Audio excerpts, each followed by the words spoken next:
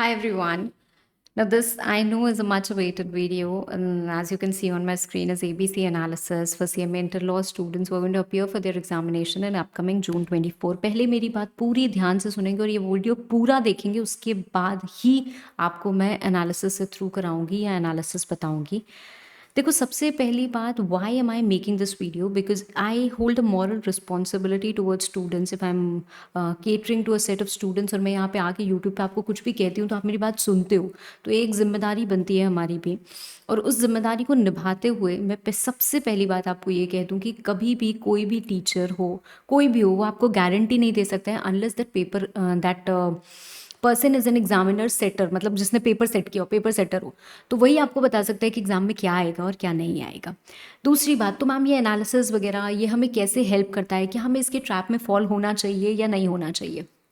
देखो, सबसे पहली बात, ये एनालिसिस उन बच्चों को हेल्प करता है जो अपने आप को किसी तरीके से पुश कर रहे हैं, for whatsoever reason they were not able to study, उनके पढ़ाई इतनी अच्छी नहीं रही। And let's accept the ground level reality, let's be practical, कि भाई अब एक महीने में आप सोचो कि आप पूरा का पूरा सिलेबस उखाड़ लोगे। इनफैक्ट सीएमए इंटर लॉ की अगर मैं बात करूँ तो सीएमए फाइनल लॉ से ज़्यादा उसका सिलेबस होगा, तो आप पूरा का पूरा पढ़ लोगे, तो ये एक तरीके से बेवकूफ़ी होगी।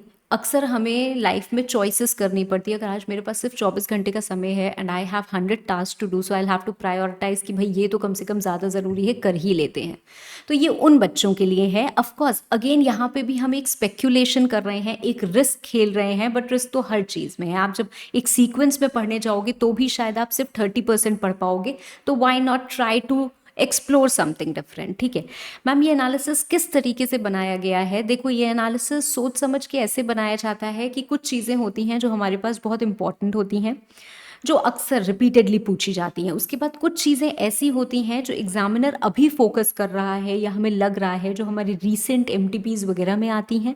फिर कुछ चीज़ें ऐसी होती हैं जो अभी अभी पिछले 2-3 अटेम्प्ट से पूछी जा रही थी, तो चांसेस हैं कि शायद इस बार ना पूछी जाए। उन्हीं सब चीज़ों को एक थॉटफुल एनालिसिस के साथ, अपने थोड़े से एक्सपीरियंस के साथ हम ऐड ऑन करके यहाँ पे आपके लिए लेके आए हैं।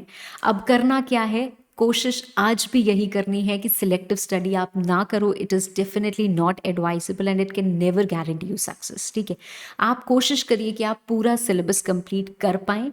पर हाँ, अगर आपको रिविजन की शुरुआत करनी है, you can follow this sequence, because these are the category 8 things जिनको हम कंसिडर करते हैं कि भाई हाई चांसेस हैं कि एग्जामिनेशन में आ सकते हैं। प्लस अगर नहीं भी आते हैं तो भी ये इंपॉर्टेंट होते हैं for some reasons, right?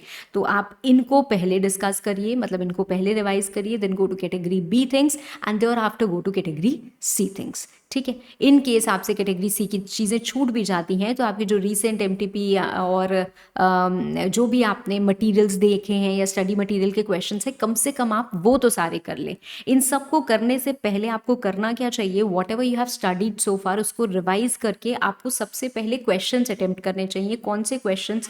Study mat के क्वेश्चंस, एमटीपी के क्वेश्चंस। ठीक है, दो दो अटेम्प्ट एटलीस्ट। ठीक है, ये करने के बाद आप इस कैटेगरी वाइज को पिक करोगे and you will revise it in entirety. There are lot of marathons and revision videos वगैरह, मतलब सब चीज़ें, लॉट ऑफ मैराथन नहीं बोलूँगी, मैराथन एक ही होती है, बट हाँ रिविजन वीडियोस हम बहुत सारे पुश कर रहे हैं and there are other things lined up for you. So stay tuned, wish you all the very best, happy learning.